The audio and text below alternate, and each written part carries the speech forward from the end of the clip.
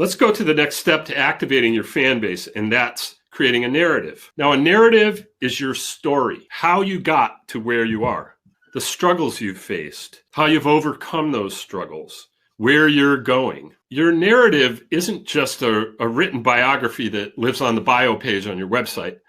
And it's not just a bunch of facts or bullet points. It's a story. It should be part of how you communicate with your fans every single day. And it should let people see your more vulnerable and emotional side. Be a real person when you're telling your story. Being able to describe your story in a relatable way that fans can really latch onto, it's almost as important as being able to describe your music. And in some cases, it's going to be more important. People have been telling stories since the beginning of civilization. It's how we learn to communicate and create culture. And if you don't have a great narrative, you're not going anywhere. A properly constructed narrative makes fans feel like they're part of a bigger picture or a bigger story because you're drawing them in. And by supporting you, they're not just buying your album, they're helping you move more toward your goals. You're bringing them into your world. Now, our friend Saskia here, she knows how important her narrative is. And she's not afraid to share, her humble start as a musician and how she's overcome her struggles. Everybody starts, from nothing. Don't be afraid of that. Just as a testament to how far she's come, her recent music video is called Joy of Defeat. It was filmed in her old busking spots in London, not in the venue she's playing now.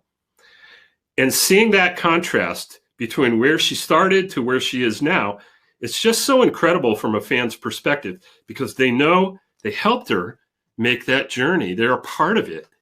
Recently, unfortunately, she found herself in a really tricky situation. She was robbed and lost her laptop and a big wad of cash from her gigs around Scotland. I mean, that would suck, right?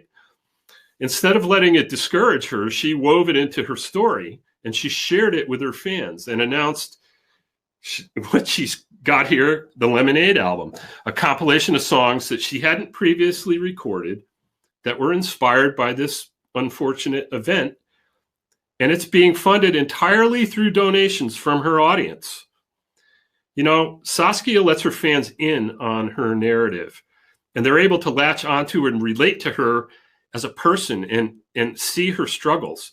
And they're able to see how their actions have changed the course of her narrative, and their support has allowed her to recover from a challenging situation. She's really good at this.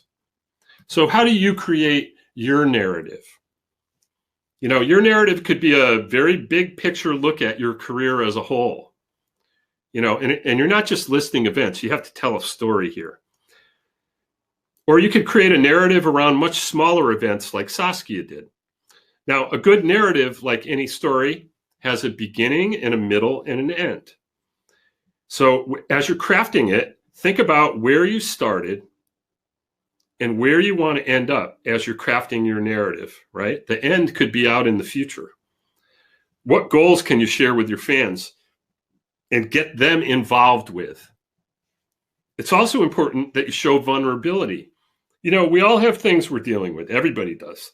And if you can open up to your audience about something and show a little genuine vulnerability and humanness, you're going to find yourself building a much deeper connection with your audience. Maybe you're living with some kind of an illness, but you still want to get out and tour so that you can meet people face to face. Or maybe you gave up on music a while back and you're now finally, returning to your passion instead of working a dead-end job. Whatever your struggle is, make it part of your story and draw fans into your world. You need to create a narrative.